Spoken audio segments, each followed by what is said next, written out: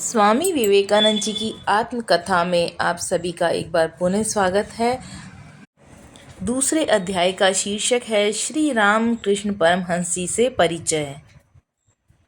मैंने बंगाल में जन्म लिया, अविवाहित रहा और अपनी इच्छा से संन्यास ग्रहण किया।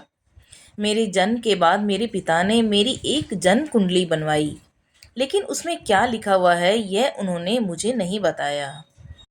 काफ़ी वर्षों के बाद जब मैं घर गया तो मेरे पिता का देहावसान हो चुका था। कई महत्वपूर्ण कागजात के साथ मुझे वह जन्म कुंडली भी अपनी माँ की हिफाजत में मिली और उसमें मैंने देखा ये निश्चित भविष्यवाणी की गई थी कि मैं इस धरती पर परिव्राजक के रूप में जीवन बिताऊंगा। बचपन से ही धर्म और दर्शन चर्चा में मेरा विशेष आग्रह था। हमारे शास्त्रों का उपदेश है कि मनुष्य के लिए त्याग ही श्रेष्ठ आदर्श है। बाद में जब मैं श्री रामकृष्ण परमहंस जी से मिला तो मैंने समझा हमारे जो श्रेष्ठ आदर्श हैं उन्होंने अपने जीवन में उतार लिया है। नतीजा ये हुआ कि श्री रामकृष्ण जिस पथ के पथिक थे, मेरे अंदर भी वही पथ अवलंबन करने को प्रबल आकांक्षा जाग उठी। मैंने संन्यास ग्रहण करने का संकल्प लिया। मैं जिस संप्रदाय में शामिल हूँ उसे कहते हैं सन्यासी संप्रदाय। सन्यासी शब्द का अर्थ है जिस व्यक्ति ने सम्यक रूप से त्याग किया हो। यह अति प्राचीन संप्रदाय है और ईसा के जन्म से 560 वर्ष पहले महात्मा बुद्ध भी इसी संप्रदाय में शामिल थे। वे अपने संप्रदाय के अन्यतम संस्कारक भर थे और पृथ्वी के प्राचीनतम ग्रंथ वेद में भी आप लोगों को सन्यासी का उल्लेख मिलेगा। सन्यासी संप्रदाय का तात्पर्य चर्च न समझा जाए और इस संप्रदाय में शामिल लोग पुरोहित नहीं होते। पुरोहित और सन्यासी में जमीन आसमान का अंतर है। सन्यासियों के पास कोई जमीन जायदाद या संपत्ति नहीं होती। वे लोग विवाह नहीं करते और उन लोगों की कोई संस्था भी नहीं होती। उन लोगों का एकमात्र बंधन गुरु शिष्य का बंधन होता है। यह बंधन भारतवर्ष की अन्यतम विशेषता है। जो लोग सिर्फ शिक्षा दान के लिए आते हैं और उस शिक्षा के लिए थोड़ा बहुत मूल्य देकर जिनसे संबंध खत्म हो जाता है, वे लोग असली और सच्चे शिक्षक नहीं होते। भारतवर्ष में वास्तविक अर्थ में यह दत्तक ग्रहण करने जैसा है और शिक्षा प्रदाता गुरु मेरे लिए पिता से भी बढ़कर है। मैं उनकी संतान हूँ। हर तरह से मैं उनकी संतान हूँ। पिता से भी पहले मैं उनकी श्रद्धा करूँगा और उनकी प्राथमिकता स्वीकार करूँगा, क्योंकि भारत के लोगों का कहना है कि पिता ने मुझे जन्म दिया है मगर गुरु ने मुझे मुक्ति का पथ दिखाया है। इसलिए गुरु पिता से भी अधिक महान है। हम सब आजीवन अपने गुरु के प्रति श्रद्धा और प्रेम पोषण करते हैं। गुरु शिष्य के बीच यही संबंध विद्यमान रहता है। मैं भी अपने शिष्यों को दत्तक के रूप में ग्रहण करता हूँ। कभी कभी ऐसा भी होता है कि गुरु तरुण होता है और शिष्य कोई वयोवृद्ध। मैंने एक वृद्ध को अपने गुरु के रूप में पाया था। वे अद्भुत थे। पांडित्य कहने जैसा उनमें कुछ भी नहीं था। उन्होंने पढ़ाई लिखाई भी खास नहीं की थी, लेकिन शैशव से ही उनमें सत्य की प्रत्यक्षानुभूति लाभ करने की तीव्र आकांक्षा उनके मन में जाग उठी थी। स्वधर्म की चर्चा से उनकी साधना की शुरुआत हुई और बाद में अन्याय धर्म मत के जरिए सत्य लाभ की आकांक्षा से प्रेरित होकर एक के बाद एक अन्याय धर्म संप्रदायों में शामिल होते रहे। कुछ समय तक वे अपने संप्रदायों के निर्देश के मुताबिक साधना करते और उन संप्रदायों के भक्तों के साथ रहकर उन लोगों के भावादर्शों में तन्मय रहते। कुछ एक वर्षों के बाद वे अन्य किसी संप्रदाय में चले जाते। इस प्रकार सभी साधनाओं के बाद वे इस नतीजे पे पहुँचे कि सभी धर्म मत अच्छे हैं। वे किसी भी धर्म मत की आलोचना नहीं करते थे। वे कहा करते थे कि विभिन्न धर्म एक ही सत्य तक पहुँचने के विभिन्न पथ मार्ग मात्र हैं। और वे यह भी कहा करते थे कि इतने सारे पथ होना तो परम गौरव की बात है, क्योंकि ईश्वर को पाने का सिर्फ एक ही पथ तो होता तो वह किसी एक व्यक्ति के लिए उपयोगी होता। पथ की संख्या जितनी अधिक होगी उतना ही हम में से प्रत्येक को सत्य लाभ की अधिकाधिक मौके प्राप्त होंगे।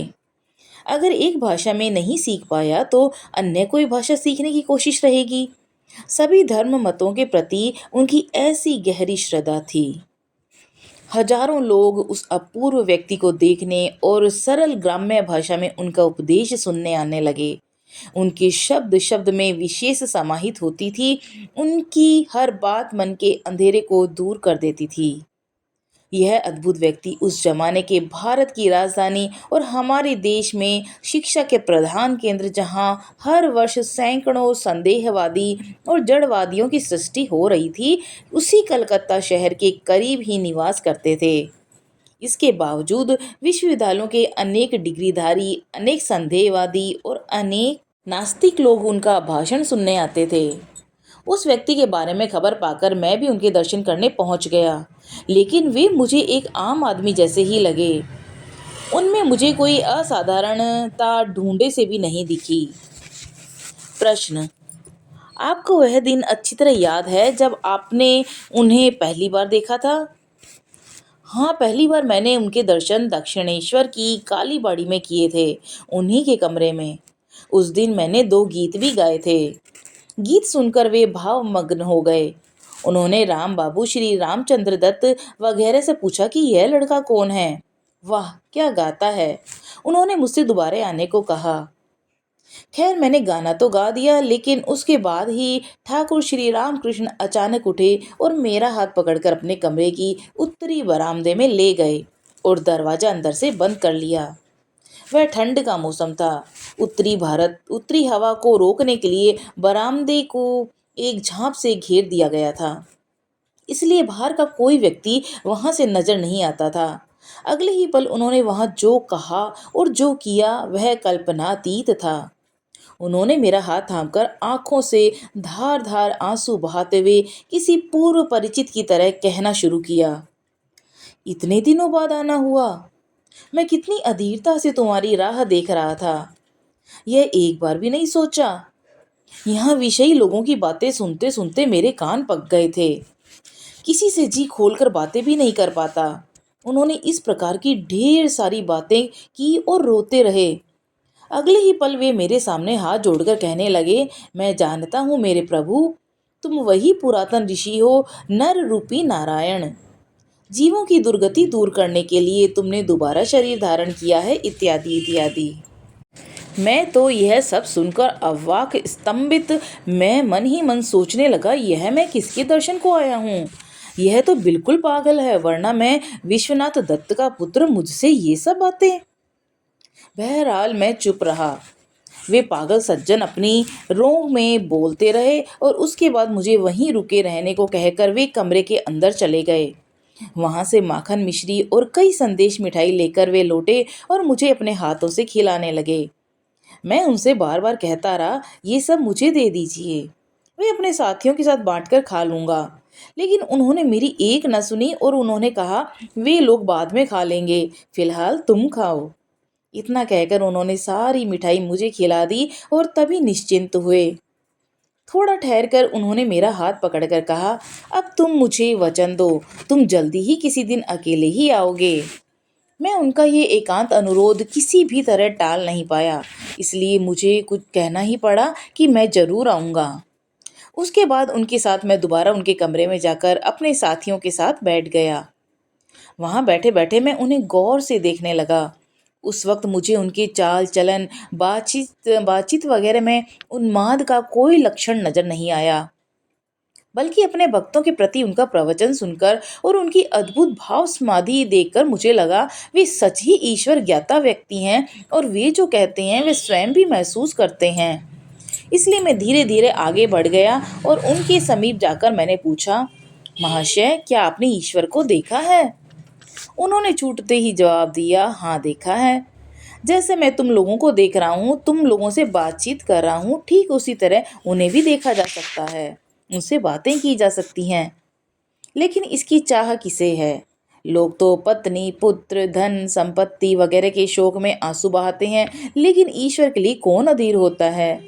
उन्हें पाने के लिए अगर कोई व्याकुल होकर पुकारे, तब वे अवश्य उसे दर्शन देते हैं। उनका यह जवाब सुनकर मुझे लगा यह वे अपनी निजी उपलब्धि से ही ऐसा कह रहे हैं।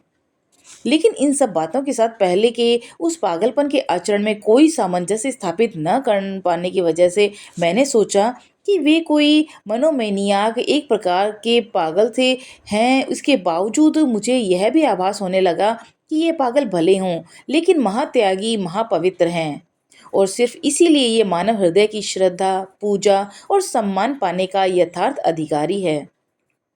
यही सब सोचते सोचते उस दिन मैंने उन्हें प्रणाम करके वहां से विदा ली। प्रश्न, उसके बाद फिर वहां दर्शन हुए? दूसरी बार दक्षिणेश्वर में। उस बार भी मुझे देखकर मेरी स्तुति करने लगे। स्तुति करते करते ही उन्होंने कहा, नारायण, तुम मेरे लिए ही देह धारण करके आए हो। देवी माँ से मैंने कहा था मैं कैसे जा सकता हूँ, वहां जाकर मैं किससे बात करूंगा। माँ कामिनी कांचन त्यागी कोई विशुद्ध भक्त अगर मुझे नहीं मिला तो मैं संसार में रहूंगा कैसे। उन्होंने कहा, तू इतनी रात को मेरे पास आया है, मुझे जगाया और मुझसे कहा मैं आ गया हूँ। मगर इन सब बातों से बेखबर मैं तो कलकत्ता में अपने घर में मस्ती से सो रहा था। दक्षिणेश्वर काली मंदिर कलकत्ता से इतनी दूर है, पहली बार यहाँ गाड़ी से आते हुए इसका आभास नहीं हुआ। पैदल चलते हुए मुझे लगा कि यह राह मानो खत्म ही नहीं हो रही। बहरहाल लोगों से पूछते पूछते अंत में कालीबाड़ी पहुंचकर मैं सीधे ठाकुर के कमरे में गया। मैंने देखा वे अपने छोटे से तख्त पर आसीन हैं। मुझे देखते ही वे आनंद से गदगद हो गए। मुझे बुलाकर उन्होंने अपने बिस्तर पर बिठा लिया। बिस्तर पर बैठते ही मैंने गौर किया कि वे कैसे तो भावाविष्ट हो गए। मुझ पर अपनी दृष्टि स्थिर रखकर वे अस्पष्ट आवाज में कुछ बुदबुदाते हुए मेरी तरफ खिसक आए। मुझे लगा पिछले दिन की तरह आज भी वे कोई पागलपन करने वाले हैं। लेकिन ऐसा कुछ मैं सोच ही रहा था कि उन्होंने अपना दाहिना पैर मेरे बदन पर रख दिया और वह स्पर्श पाते ही मुझे एक अद्भुत उपलब्धि हुई। मैंने खुली आंखों से देखा कि उस कमरे की दीवारें और सभी चीजें तेजी से घूमते घूमते जाने कहाँ अदृश्य होती जा रही हैं और मेरे मैं समेत समूचा विश्व ही मानो किसी सर्वग्रासी महाशून्य में विलीन होने को दौड़ पड़ा हो। उस पल मैं किसी महाभय से अभिभूत हो उठा। मुझे लगा कि यह मैं का नाश ही मरण है। यह मरण मेरे सामने है, अति निकट। मैं अपने को संभाल भी नहीं पाया। मैं चीख उठा, आपने मेरे साथ ये क्या किया? अभी तो मेरे माता पिता जीवित हैं। मेरी बात सुनकर ठाकुर ने जोर का ठहाका लगाया और अपने हाथ से छाती थपथपाते हुए कहा, तब फिर अभी रहने दो। एक बार में न सही, वक्त आने पर हो जाएगा। हैरत की बात यह थी कि उनके मुख से यह वाक्य निकलते ही मेरी वह अद्भुत उपलब्धि निमिष भर में थम गई। मैं पुनः होश में आ गया और कमरे के अंदर बाहर की चीजें पहले की तरह यथास्थान स्थित हो गई। यह बताने में मुझे थोड़ा वक्त लगा, मगर वह घटना इससे भी कम समय में घट गई थी। इसके माध्यम से मेरे अंतस में एक युगांतर उपस्थित हो गया। मैं स्तब्ध होकर यह सोचता रहा कि यह क्या हो गया। यही क्या मेस्मरिज्म है? इच्छा शक्ति सृष्ट मोह? क्या ये हिप्नोटिज्म है, सम्मोहन विद्या प्रयोग का फल? ये दोनों तो सिर्फ कमजोर मन पर असर डालती हैं, लेकिन मैं तो दुर्बल मना नहीं हूँ। इसके अलावा मैं उनका भक्त भी नहीं हूँ, बल्कि मैं तो उन्हें कुछ कुछ पागल ही समझता हूँ। फिर मेरी यह उपलब्धि क्या है? मैंने काफी सोच विचार किया, मगर किसी भी फैसले पर नहीं पहुंच सका। लेकिन मन ही मन मैंने संकल्प लिया कि अब मैं उन्हें अपने मन पर इस तरह अपना प्रभाव विस्तार नहीं करने दूंगा। साथ ही मुझे यह भी लगने लगा कि अगर उन्हें इतनी दृढ़ इच्छा शक्ति है जिसके द्वारा वे मुझ जैसे मजबूत मनोबल दृढ़ संस्कार युक्त प्राणी को अवश्य कर सकते हैं, तो उन्हें पागल कैसे कहा जाए। हालांकि पहले दिन मुझे बरामदे में ले जाकर उन्होंने जो सब हरकतें की थी उसके लिए उन्हें पागल के अलावा और क्या कहा जा सकता था। जाहिर है कि इस बारे में मैं कुछ तय नहीं कर पाया। अस्तु मैंने फैसला किया कि चाहे जैसे भी हो, उनके स्वभाव और शक्ति को मुझे सटीक ढंग से समझना ही होगा। इसी तरह के सोच विचार में उस दिन मेरा वक्त गुजर गया। लेकिन मैंने देखा कि उस घटना के बाद ठाकुर मानो बिल्कुल भिन्न इंसान बन गए और पहले दिन की तरह ही मेरा आदर जतन करने लगे। किसी प्रिय आत्मीय या बंधु को अरसे बाद पाकर लोग जैसा बर्ताव करते हैं, वह भी वैसा ही बर्ताव करने लगे। मुझे खिला पिलाकर, प्यार दुलार करके, बोल बतियाकर और हंसी ठिठोली करते हुए मानो उनकी आस नहीं मिटती थी। उनका यह अद्भुत स्नेहपूर्ण बर्ताव तो मेरी चिंता का विषय बन गया। अंत में जब शाम उतर आई, मैंने उस दिन उनसे विदा ली। इस बात पर उन्होंने उदास होकर कहा, जल्दी आने का वचन दो। पहले की तरह ही विदा लेने से पहले मुझे वचन देना ही पड़ा। एक दिन दक्षिणेश्वर के बगीचे में ठाकुर ने मुझे छू दिया। उनके छूते ही मैंने देखा कि घर द्वार किवाड़ आंगन पेड़ पौधे चंद्र सूर्य सब कुछ मानो आकाश में विलीन होते जा रहे हैं। उसी क्रम में मैंने दोबारा देखा, घर द्वार किवाड़ आंगन जैसा पहला था, ठीक उसी प्रकार से यथास्थित हो गया। इसी तरह एक दिन अमेरिका की एक झील के किनारे ठीक ऐसा ही हाल हुआ था।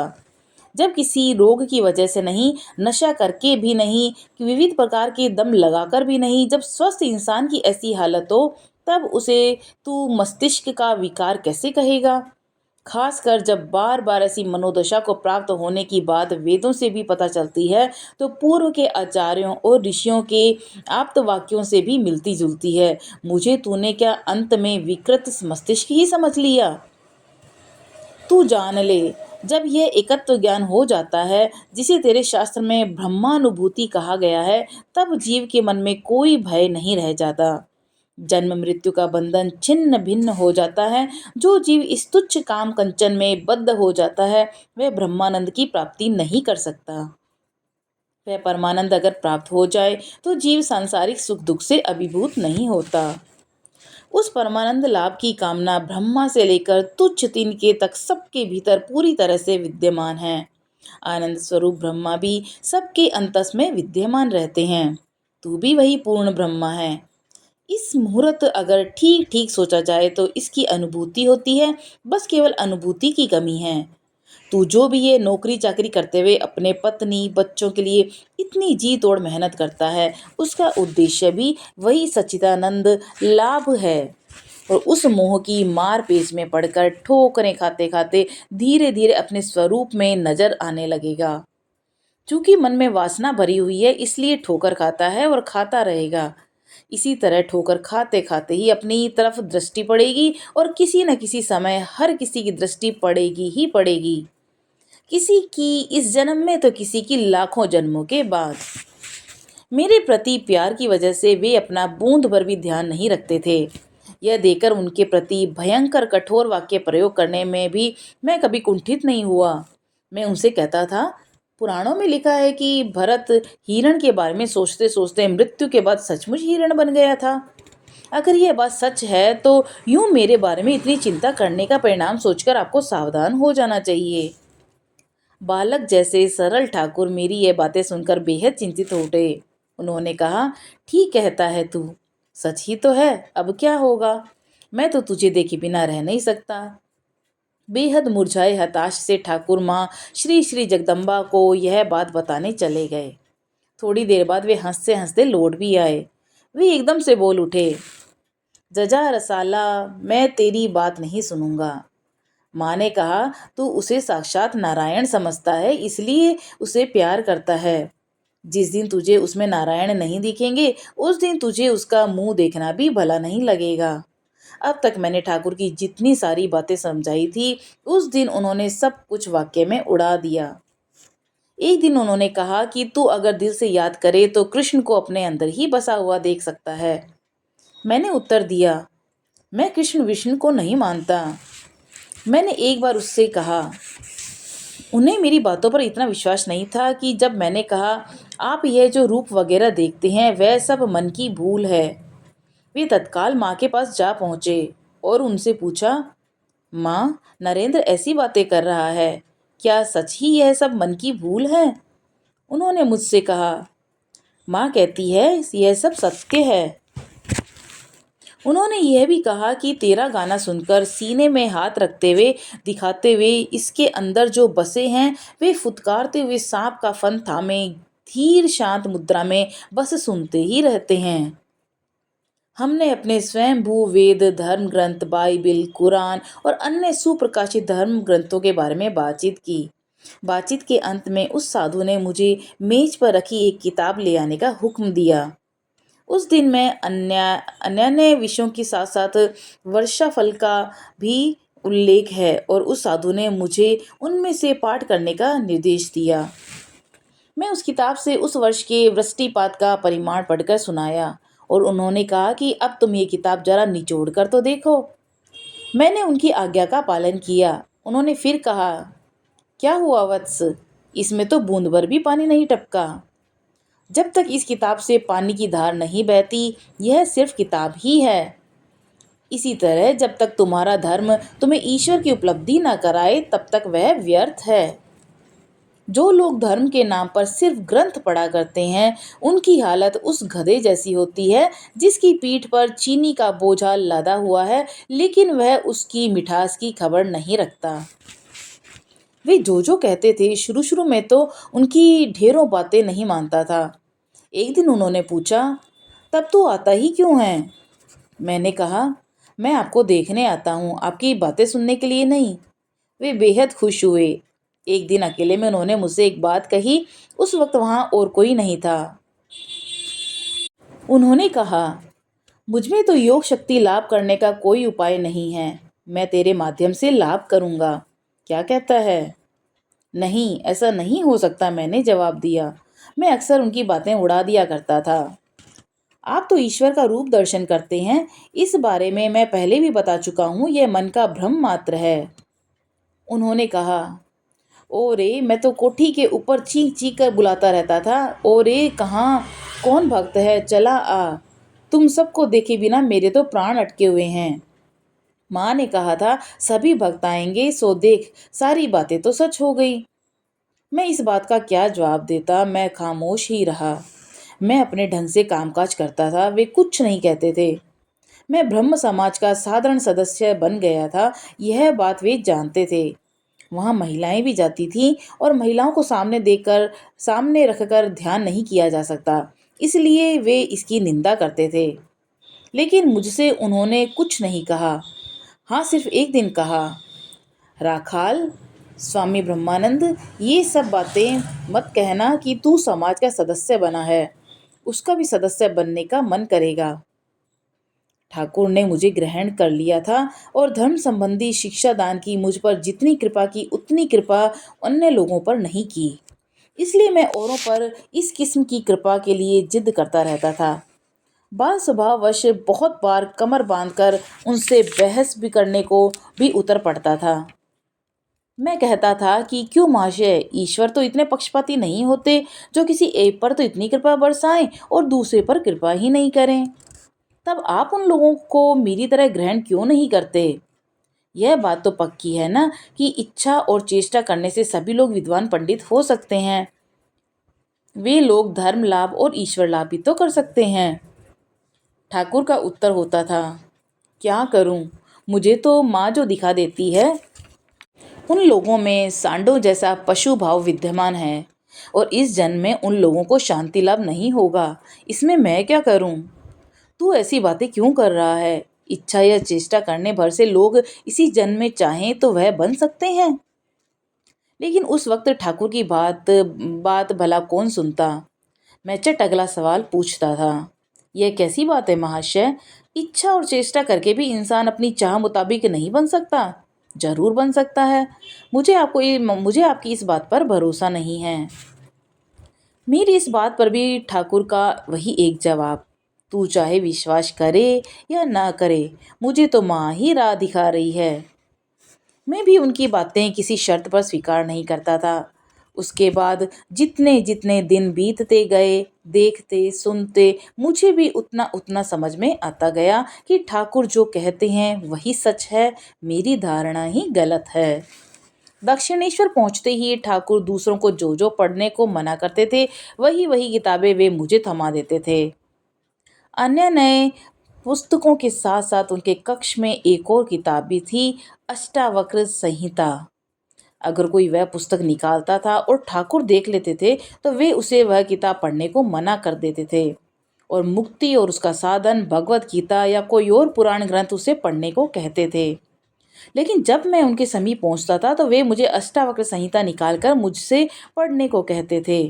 और अगर मैं कहता था कि यह किताब पढ़कर क्या होगा, मैं भगवान हूँ, यह सोचना भी पाप है, इस किताब में वही पाप कथा लिखी हुई है, यह किताब तो जला डालनी चाहिए, ठाकुर हंसते हंसते जवाब देते थे। मैं क्या तुमसे पढ़ने को कह रहा हूँ, मैं तो यह जरा पढ़कर मुझे सुनाने को कह रहा हूँ, जरा पढ़कर मुझे सुना ना। तब तो मुझे ये सोचने की जरूरत ही नहीं पड़ेगी कि तू भगवान है। इसलिए उनके आग्रह पर थोड़ा बहुत उन्हें पढ़कर सुनाना पड़ता था। उस दिन के अद्भुत स्पर्श से निमिष भर में मेरे अंदर एक आश्चर्यजनक भावांतर जाग उठा था। मैं स्तंभित होकर देखने लगा, सच ही ईश्वर के अलावा इस विश्व में और कुछ भी नहीं है। यह देखकर मैं खामोश रहा और यह समझने के लिए यह भाव कितनी देर तक बना रहता है, लेकिन उस दिन वह आच्छन्नता बूंद भर भी कम नहीं हुई। घर लौटकर भी मुझे वही वही दिखाई देता रहा। जो कुछ भी देखता था उसमें वे ही नजर आते थे। जब मैं भोजन करने बैठा मैंने देखा भात थाली परोसने वाला खुद मैं भी वही हूँ। दो एक कौर खाने के बाद मैं धीर स्थिर बैठा रहा। माँ ने कहा, बैठा क्यों है रे, खा ना। माँ की आवाज़ पर मुझे होश आया और मैंने दोबारा खाना शुरू किया। इस तरह खाते पीते सोते कॉलेज जाते हर पल ही यही यही दृश्य देखने लगा और जाने कैसी कैसी घोर बेसुधी में आच्छन्न रहने लगा। सड़क पर चल रहा हूँ, गाड़ी आते हुए देख रहा हूँ, लेकिन वहां से हटने की प्रवृत्ति ही नहीं हो रही। मुझे लगने लगा कि वह गाड़ी और मैं एक ही हैं। उस दिन मेरे हाथ पैर हमेशा जड़ बने रहते थे। मुझे अंदेशा होने लगा कि मैं शायद पक्षाघात का शिकार होने वाला हूँ। खाना खाकर भी कोई तृप्ति नहीं होती थी, लगता था जैसे कोई और खा रहा है। खाते खाते कभी कभी मैं लेट जाता था। कुछ देर लेटे रहने के बाद दोबारा खाना शुरू करता था। नतीजा यह होता था कि किसी किसी दिन मैं बहुत ज़्यादा खा लेता था, लेकिन इस वजह से कभी बीमार नहीं पड़ता था। माँ डर जाती थी। वह कहती थी, लगता है अंदर ही अंदर तुझे किसी गहरे रोग ने पकड़ लिया है। कभी कभी वह कहती थी, अब यह नहीं बचेगा। जब मेरा ये अछन्न मनोभाव कम हो जाता तब यह जगत किसी सपने जैसा प्रतीत होता। हदुआ तालाब के किनारे मैं घूमने चला जाता और वहाँ रेलिंग पर सिर पटक कर जांच करता कि यह सपना सच है या सपना है। कुछ दिन मन की यही हालत चलती रही। उसके बाद जब मैं प्रकृतिस्थ हुआ तब मुझे एहसास हुआ कि मैं अद्वैत ज्ञान की अनुभूति कर रहा हूँ और शास्त्रों में इस बारे में जो कुछ लिखा हुआ है वह झूठ नहीं है। इसके बाद अद्वैत तत्व की सच्चाई से मैं कभी इनकार नहीं कर सका। पहली बार मैंने एक ऐसे व्यक्ति को देखा जो साहस के साथ बोल सकते थे कि मैंने ईश्वर को देखा है। धर्म सत्य है, इसकी अनुभूति भी की जा सकती है। हम सब जैसे यह जगत प्रत्यक्ष कर सकते हैं, उससे पृथ्वी के उससे ईश्वर के अनंत गुणों को स्पष्ट रूप से प्रत्यक्ष किया जा सकता है। मैं उस इंसान के पास प्रतिदिन जाने लगा। वैसे सारी बातें तो अब मैं बयान नहीं कर सकता, लेकिन इतना जरूर कह सकता हूँ कि धर्म का दिया भी जा सकता है। वह मैंने वास्तविक रूप से प्रत्यक्ष किया और एक स्पर्श मात्र से या एक बार नज़र भर देखने से एक समग्र जीवन परिवर्तित हो सकता है, ऐसा मैंने बार बार होते देखा है। मैंने बुद्ध, यीशु, मोहम्मद और प्राचीन काल के विभिन्न महापुरुषों के बारे में अध्ययन किया। उन सभी लोगों ने कहा स्वस्थ हो और वह व्यक्ति स्वस्थ हो गया। मैंने देखा यह सत्य है और जब मैंने उस इंसान को देखा तो मेरा सारा संदेह दूर हो गया। धर्म दान करना संभव है और मेरे आचार्य देव कहा करते थे, जगत की अन्य नए सामग्रियों का लेन देन किया जा सकता है, धर्म उससे भी अधिक प्रत्यक्ष भाव से लिया दिया जा सकता है। उच्चतर शिक्षा ग्रहण करने में अक्षम जनसाधारण के लिए वे नारदीय भक्ति का प्रचार करते थे। आमतौर पर वे द्वैतवाद की ही शिक्षा देते थे, अद्वैतवाद की शिक्षा न देना ही उनका नियम था। लेकिन मुझे उन्होंने अद्वैतवाद की ही शिक्षा दी और इससे पहले मैं द्वैतवादी था। किसी समय उन्हीं महापुरुष ने मुझसे कहा था कि इस जगत में करोड़ों करोड़ों लोगों में एक जन भी ईश्वर में विश्वास नहीं करता था। इसका कारण पूछने पर उन्होंने बताया था, मान लें इस कमरे में एक चोर रहता है। उसे पता चलता है कि बगल के कमरे में ढेर सारा सोना मौजूद है। दोनों कमरों के बीच में झीना सा पर्दा भी है। अच्छा, उस चोर की हालत क्या होगी? मैंने उत्तर दिया, वह चोर बिल्कुल नहीं सो पाएगा। उसका दिमाग सक्रिय ढंग से वह सोना हथियाने का उपाय सोचता रहेगा और कोई ख्याल उसे नहीं आएगा। इसके उत्तर में उन्होंने कहा, तुम्हें क्या विश्वास है कि कोई इंसान ईश्वर में विश्वासी हो और वह ईश्वर को प्राप्त करने के लिए पागल नहीं हो उठेगा? अगर कोई व्यक्ति आंतरिक भाव से ये विश्वास करता हो कि कोई एक असीम अनंत आनंद का आकार मौजूद है और उसे प्राप्त किया जा सकता है, तो क्या उसे प्राप्त करने की कोशिश में वह दीवाना नहीं हो जाएगा? हाँ, सच ही ईश्वर में दृढ़ विश्वास और उन्हें पाने के लिए अनुरूप आग्रह को ही श्रद्धा कहते हैं। उन्हीं दिनों किसी एक समय मैंने दक्षिणेश्वर में ठाकुर के सानिध्य में रात बिताई थी। मैं कुछ देर पंचवटी तले बैठा था। ऐसे समय ठाकुर अचानक वहां आ पहुंचे और मेरा हाथ थामकर हंसते हंसते कहने लगे, आज तेरी विद्या बुद्धि की परीक्षा होगी। तूने तो सिर्फ 2.5 पास किया है। आज 3.5 पास किया हुआ मास्टर आया है, चल उससे बात कर। आखिरकार ठाकुर के साथ जाना ही पड़ा। ठाकुर के कमरे में जाकर श्रीमान श्री श्री रामकृष्ण कथामृतकार श्री महेंद्र नाथ गुप्त श्री से परिचय होने के बाद उनसे विभिन्न विषयों पर चर्चा हुई। इस प्रकार हमें बातों में लगाकर ठाकुर चुपचाप बैठे और हमारी बातें सुनते रहे और हमें निरखते परखते रहे। बाद में श्रीमान उस दिन जब विदा लेकर चले गए तो ठाकुर ने कहा, पास कर लेने भर से क्या होता है? उस मास्टर में और ताना भाव है, बात ही नहीं कर पाता। इस तरह मुझे लोगों के साथ बातों में लगाकर खुद तमाशा देखा करते थे। धर्म कर्म करने आकर और कुछ भले ना हो, उसकी ईश्वर की कृपा से मैं अपने क्रोध को काबू में कर सका। पहले जब मैं क्रुद्ध होता था तो होश हवास बिल्कुल खो बैठता था और बाद में पछतावे की आग में जलता झुलसता रहता था। अब अगर कोई अकारण मुझे चोट पहुंचाता है या नितांत अपकार करता है, तब भी उस पर पहले की तरह भयंकर क्रोध नहीं आता। शुरू शुरू में जब मैं वहां गया तब एक दिन उन्होंने भाव की स्थिति में कहा, तू आ गया। मैंने सोचा, आश्चर्य है, ये तो जैसे मुझे बहुत दिनों पहले से जानते हैं। उन्होंने फिर पूछा, तुझे क्या कोई ज्योति दिखाई देती है? मैंने उत्तर दिया, जी हाँ, सोने से पहले माथे के करीब कैसी तो ज्योति घूमती रहती है। पहले मैं ये दृश्य बहुधा देखा करता था। जदूमली की भोजनशाला में ठाकुर ने मुझे स्पर्श करते हुए मन ही मन बुदबुदाकर कहा। मैं बेहोश हो गया और उसी भाव की आच्छन्नता में कई महीनों रहा। मेरे विवाह की चर्चा सुनकर ठाकुर काली मैया के चरण पकड़कर रोते रहे। उन्होंने रोते रोते विनती की, माँ वह सब उलट दें, माँ नरेंद्र कहीं डूब ना जाए। पाठगृह में उपस्थित होकर ठाकुर एक दिन जब मुझे ब्रह्मचार्य पालन करने का उपदेश दे रहे थे तो मेरी नानी ने आड़ से उनकी सारी बातें सुन ली। उन्होंने मेरे माता पिता को बता दिया, सन्यासी से हिल मिलकर कहीं मैं भी सन्यासी ना हो जाऊं। इसी डर से उसी दिन से मेरे विवाह के लिए खास तौर पर कोशिशें करने लगे। लेकिन कोशिश करने से क्या होता है? ठाकुर की प्रबल इच्छा के विरुद्ध उन लोगों की सारी कोशिशें बह गई। सारी बातें तय होने के बाद भी कई जगह मामूली कारणों से दोनों पक्षों के बीच मतभेद हो जाता और विवाह संबंध अचानक टूट जाते। ठाकुर के पास कितने आनंद में दिन कट रहे थे, वह किसी और को समझाना मुश्किल है। खेल खेल में रंग रस वगैरह के मामूली दैनंदिन माध्यमों से वे किस ढंग से हमारे अनजाने में ही लगातार उच्च शिक्षा देते हुए हमारा आध्यात्मिक जीवन गठन करते रहे, अब मैं सोचता हूँ तो मेरे विस्मय की सीमा नहीं रहती।